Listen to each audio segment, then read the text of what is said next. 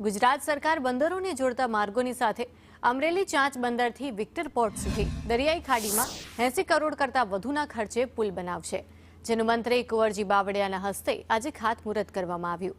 આ પ્રસંગે કુંવરજી બાવળિયાએ કહ્યું કે આ પુલ ખાસ કિસ્સાઓમાં રાજ્ય સરકાર દ્વારા મંજૂર કરવામાં આવ્યો છે।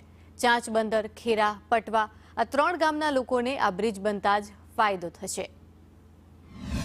આ વિસ્તારના સન્માનીય ધારાસભ્ય હીરાભાઈ અને અમે સાથે મળીને માનનીય મુખ્યમંત્રી સાહેબને આ બાબતે ધ્યાન દોરતા એમણે ખાસ કિસ્સામાં આ બ્રિજ મંજૂર કર્યો છે, જેની લંબાઈ 550 મીટર જેટલી છે અને એમાં લગભગ 22 ગાળા સાથે એની કુલ લંબાઈ 2.1 કિલોમીટર।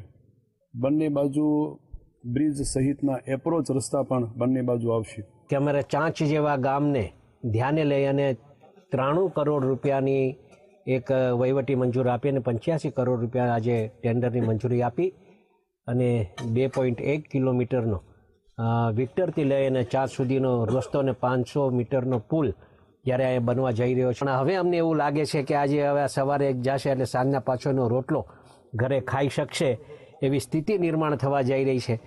દાંતરડી અહીંયા આપણે વિક્ટર આમ ફરીને જઈએ ને 35-40 કિલોમીટર ફરવું પડે। હવે કેટલો ફાયદો થાય? હવે આ થઈ જાય એટલે ખૂબ ફાયદો થાય, મજૂર વર્ગને ફાયદો થાય, સોમાએ મજૂરી મળશે અને આખું વર્ષ મજૂરી કરવા આજુબાજુ